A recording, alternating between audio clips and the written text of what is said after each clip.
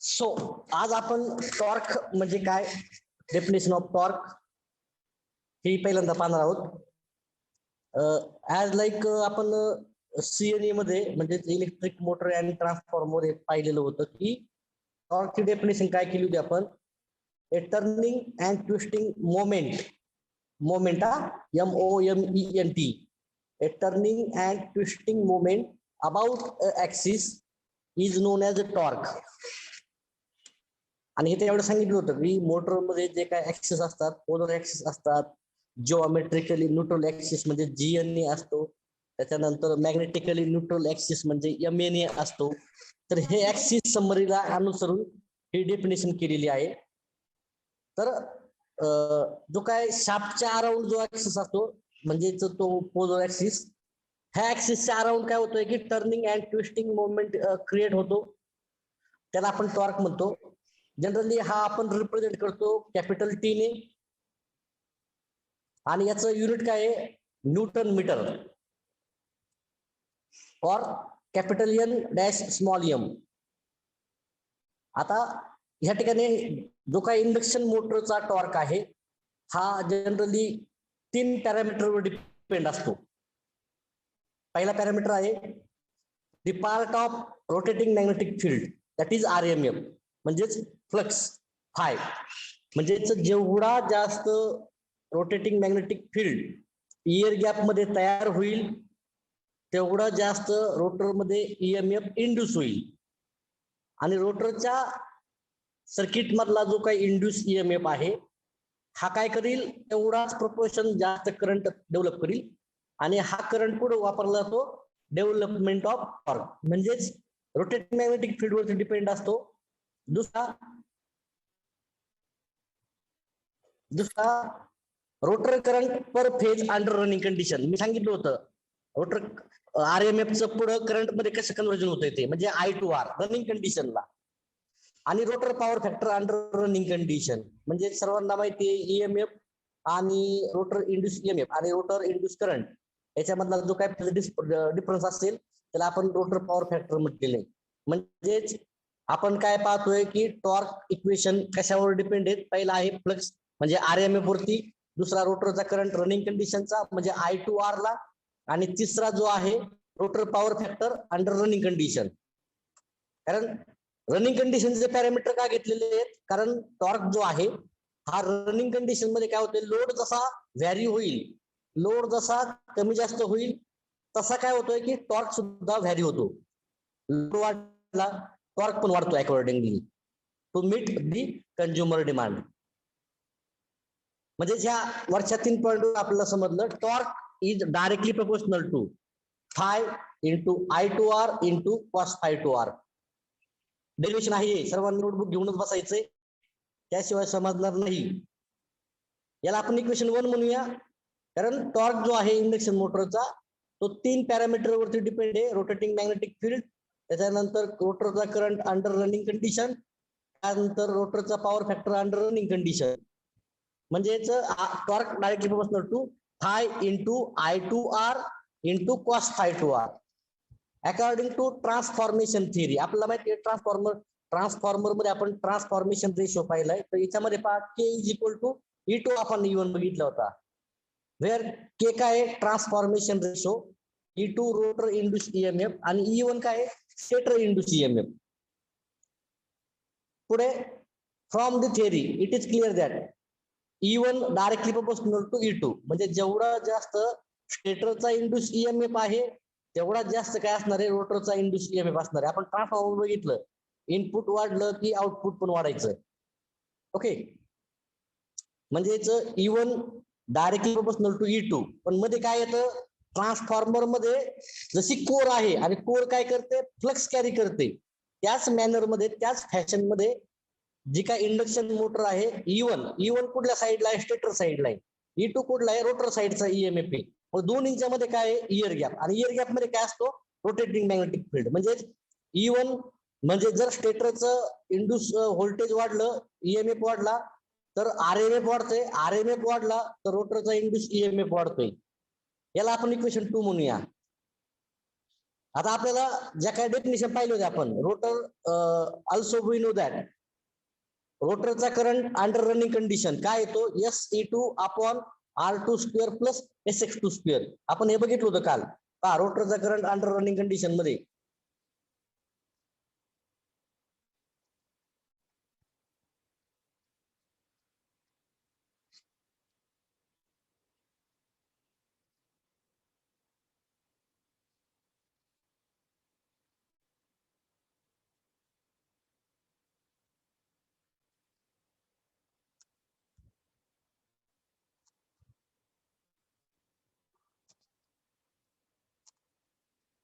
Rotor current हा काय आलेला आहे,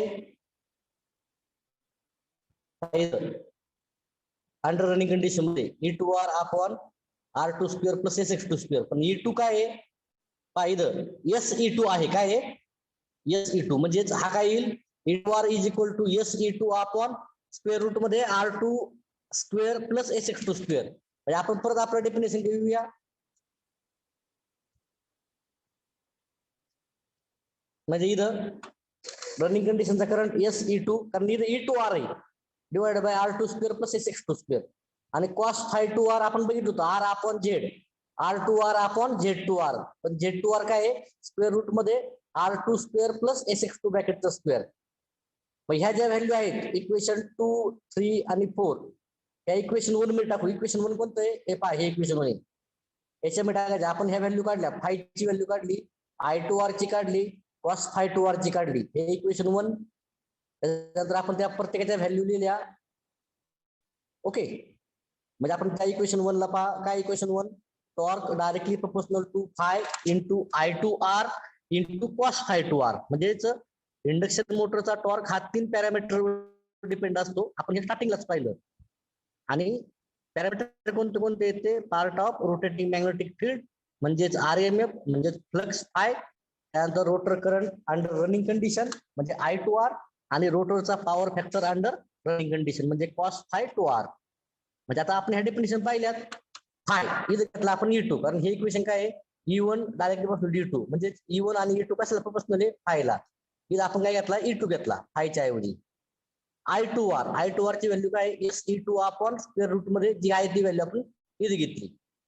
आणि कॉस φ2R ही जी व्हॅल्यू आहे ती आपण इथं प्लेस केली. पहा, सिम्प्लिफाय केलं, आपल्याला भेटलं टॉर्क डायरेक्टली प्रोपोर्शनल टू पूर्ण न्यूमरेटरची व्हॅल्यू घ्या. पहा, S into E2 square R2, SE2 square R2. आणि डिनॉमिनेटर मध्ये पहा, दोन्ही स्क्वेअर रूट मधल्या क्वांटिटी आहे त्या सेम आहेत.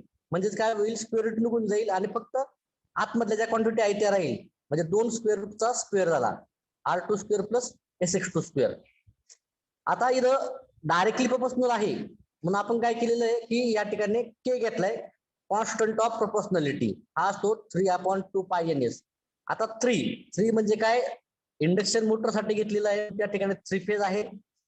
2π काय आहे, काय इंडक्शन मोटरचा रोटेशनचा अँगल आहे तो किती आहे, 360 म्हणजे किती, इन रेडियन 2π.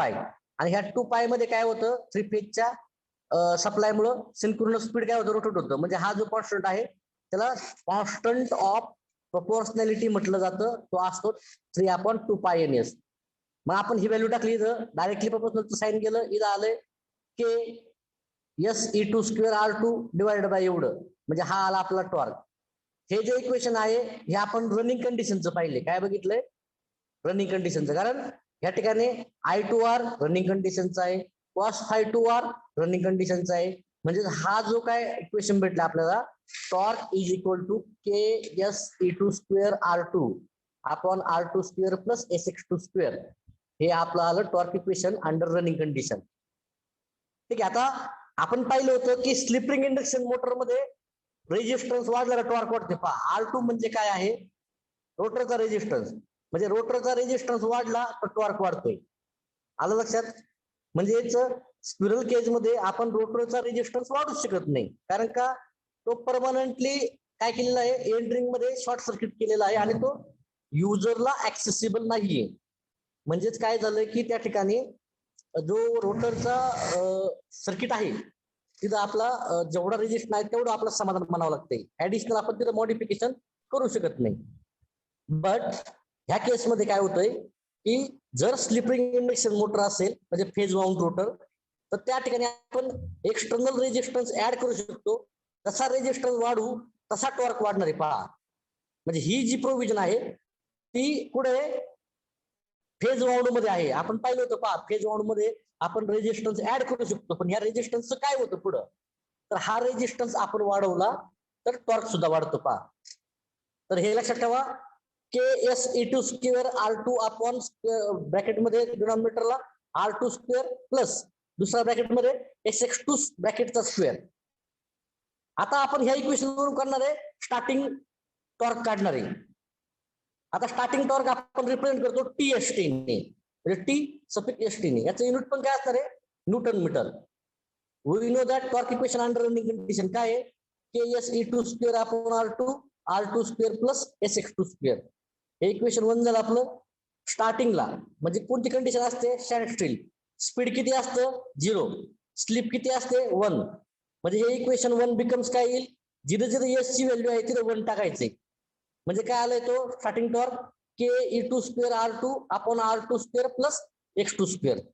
हे झालं कोणतं इक्वेशन, इंडक्शन मोटरचं स्टार्टिंग टॉर्क इक्वेशन झालं. म्हणजे आपण दोन इक्वेशन बघितली, स्टार्टिंग टॉर्क आणि रनिंग टॉर्क. इथपर्यंत काय डाऊट आहे का सर्वांना? पहा, पुन्हा सांगतोय की आपण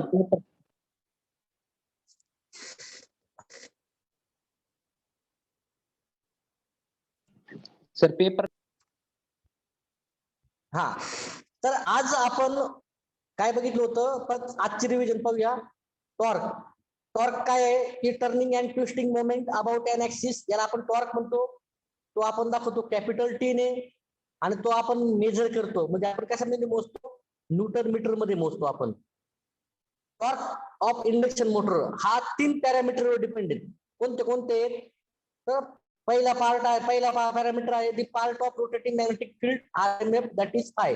आपण काय म्हटले पहा की जो काय इंडक्शन मोटर आहे ती इलेक्ट्रोमॅग्नेटिक इंडक्शन प्रिन्सिपल वरती वर्क करते. म्हणजेच काय होतंय की जर स्टेटरचा सप्लाय जास्त आला, स्टेटरचा करंट जास्त येईल, रोटेटिंग मॅग्नेटिक फील्ड जास्त तयार होईल, रोटरचा जो काय आहे करंट जास्त तयार होईल, EMF तयार जास्त होईल आणि करंट तयार होईल. म्हणजे हे पहा, म्हणजे फाय वरती डिपेंड आहे. फ्लक्स कमी झाला तर टॉर्क कमी होईल, फ्लक्स वाढला टॉर्क कमी होईल. बरोबर. आता दुसरा, रोटरचा करंट पर फेज अंडर रनिंग कंडिशन. कारण जो काही व्हेरिएशन आहे लोड मध्ये, हे कधी होतं, शक्यतो स्टार्टिंगला होत नाही. हे कधी होतं, रनिंग मध्ये होतं. रनिंग मध्ये तुम्ही पाहता की काय होतं की कधी कधी लोड वाढतो, कधी कधी कमी होतो. मग त्याप्रमाणे काय होतंय की इंडक्शन मोटरचा जो टॉर्क आहे हा पण ऍडजस्ट करतो स्वतःला. म्हणजे काय झाला तो I2R. आणि rotor power factor under running condition म्हणजे काय होतं, रोटरचा इंड्यूस EMF आणि रोटरचा इंड्यूस करंट, ह्या दोन्ही मधला जो काय फेज डिफरन्स आहे तो कोणता आहे, रोटर पॉवर फॅक्टर आहे. म्हणजे ह्या तिन्ही पॅरामीटरवरून आपल्याला एक गोष्ट दिसते की बरेच सर्वच पॅरामीटर कुठे ऑलमोस्ट रनिंग कंडिशनचे. म्हणजे आपण हे पाहतोय torque equation under running condition पाहतोय. म्हणजे ह्या 3 पॉइंट वरून आपल्याला समजलंय का जे काय 3 फेज इंडक्शन मोटरचं इक्वेशन आहे, टॉर्क आहे, हा 3 क्वांटिटी वरती डायरेक्टली प्रोपोर्शनल आहे. कोणता, फ्लक्स, रोटरचा करंट अंडर रनिंग कंडिशन, रोटरचा power factor under running condition. म्हणजे काय, torque directly proportional to phi into I2R into cos φ2R. याला आपण इक्वेशन 1 म्हटलं. आता ट्रान्सफॉर्मेशन थिअरी आपल्याला बघितलं होतं, K is equal to E2 upon E1, N2 upon N1 is equal to V2 upon V1. त्यापैकी आपण E2 अपॉन E1 घेतला. या ठिकाणी सर्वांना माहिती आहे K काय आहे, ट्रान्सफॉर्मेशन रेशियो, E2 काय आहे. आता इंडक्शन मोटरसाठी पाहूया, रोटर इंड्यूस EMF. इथं काय आहे, स्टेटर E1 काय आहे, स्टेटर इंड्यूस EMF. म्हणजेच आपल्याला जे थिअरी आहे आपण बघितलंय, सप्लाय दिलाय, स्टेटर व्होल्टेज येतंय आणि मग काय होतंय, स्टेटर मध्ये करंट फ्लो होतोय आणि त्या करंट मुळे काय होतंय, फ्लक्स तयार होते, RMF तयार होते. म्हणजे काय, जर स्टेटरचं व्होल्टेज जास्त तर रोटरचं पण जास्त. पण जसं ट्रान्सफॉर्मर मध्ये बघितलं आपण, प्रायमरी आणि सेकंडरी याच्यामध्ये काय लिंक आहे, कोर लिंक आहे, मॅग्नेटिक कोर. काय करते ती कोर, फ्लक्स कॅरी करते. सेम इथं E1 काय आहे स्टेटर साईडचं व्होल्टेज, E2 काय आहे रोटर साईडचं व्होल्टेज. मग मध्ये काय राहिलं इयर गॅप, आणि इयर गॅप मध्ये काय असतं आरएमएफ असतं. आणि आरएमएफ काय म्हटलं आपण फ्लक्स फाय म्हटलं आपण, याला इक्वेशन 2 म्हटलं आपण. त्यानंतर आपण हे पण बघितलं होतं की रोटरचा करंट अंडर रनिंग कंडिशन काय येतो E2R. E2R चे आपण बघितलं SE2. जसं आपण बघितलं FR is equal to SF1. जसं आपण हे बघितलं काय बघितलं की X2R is equal to SX2. जसं आपण बघितलं तसंच E2R is equal to SE2. म्हणजे रनिंग कंडिशन मध्ये काय आहे SE2 आपण स्क्वेअर रूट मध्ये ही जी व्हॅल्यू आहे ती cos phi 2R हा रोटरचा पॉवर फॅक्टर. ह्या आपण काल डेफिनेशन पहिल्या प्रिव्हियस लेक्चरला दोनदा बघितलं आपण. मग आता आपण ह्या व्हॅल्यू इक्वेशन मध्ये टाकायच्यात. म्हणजे ह्या 2, 3, 4 या इक्वेशन मध्ये मी टाकलं. इक्वेशन 1 पुन्हा लिहिलं आपण इथं. टॉर्क काय डायरेक्टली प्रोपोर्शनल टू फाय म्हणजे रोटेटिंग मॅग्नेटिक फील्ड, I2R म्हणजे रोटरचा करंट अंडर रनिंग कंडिशन. त्यानंतर cos phi 2R म्हणजे रोटरचा power factor under running condition. म्हणजेच काय आला टॉर्क फायच्या ऐवजी आपण घेतलाय इथे E2 घेतलाय. ओके E2 घेतलाय कारण आपण रोटरचा टॉर्क काढतोय आपण. टॉर्क कुठे आहे तो रोटर मध्ये. मग आपण स्टेटरचा हा रोटरचा घेतलाय, E1 आपण घेतला नाही, नॉट नेसेसरी. त्यानंतर I2R काय आला ती व्हॅल्यू आपण दिलेली, ही I2R ची व्हॅल्यू. ही व्हॅल्यू कोणती आहे cos phi 2R ची. मग न्यूमरेटरला पहा काय आलंय E2 S E2 into E2 काय आला E2 स्क्वेअर आलाय. इकडे न्यूमरेटर R2 आणि डिनॉमिनेटर पहा आतमधल्या ज्या क्वांटिटी आहे दोन्ही कशा सेम आहेत पण दोन्ही स्क्वेअर रूट मधल्या, म्हणजे फक्त स्क्वेअर रूट जाईल, आतमधल्या क्वांटिटी ऍज इट राहील. आता हा कसा आहे डायरेक्ट प्रोपोर्शनल आहे. म्हणजे इथं आपल्याला कॉन्स्टंट ऑफ प्रोपोर्शनॅलिटी अजून करावा लागेल आणि तो काय असतो K इज इक्वल टू 3/2 पाय NS. आता याचं मीनिंग समजून घ्या. इंडक्शन मोटर 3 फेज आहे म्हणून या ठिकाणी तो 3 घेतलाय. इंडक्शन मोटरचं जे रोटेशन आहे ते किती आहे 360 डिग्री आहे. म्हणजे 360 डिग्री हे झालं डिग्री मध्ये आणि त्याचं रेडियन मध्ये केलं तर किती आलं 2 पाय आलं. आणि या 3 फेज मुळे 360 डिग्री मध्ये काय तयार होतंय संपूर्ण स्पीड रोटेट होते पहा, म्हणजे आरएमएफ रोटेट होते. म्हणजे ही व्हॅल्यू आपण टाकली तर फक्त के ची व्हॅल्यू टाकली, के डायरेक्टली प्रोपोर्शनलच्या ऐवजी आता इक्वल टू चिन्ह साइन आलं पहा बरोबर. म्हणजे इथं के S E2 square R2 same आलं इथं. म्हणजे ह्या दोन बघितल्या आपण I2R रनिंग कंडिशन आहे, cos phi 2R running condition आहे. म्हणजे आपल्याला हे जे इक्वेशन मिळालंय हे कोणतं इक्वेशन आहे टॉर्क इक्वेशन आहे इंडक्शन मोटरचं, पण ते रनिंग कंडिशनचं आहे. पुढे आता आपण ह्याच इक्वेशन वरून आपण स्टार्टिंग टॉर्कचं इक्वेशन पाहणार आहे. काय स्टार्टिंग टॉर्क म्हणजे आपल्याला स्टार्टिंग टॉर्क आपण रिप्रेझेंट करतो TST ने.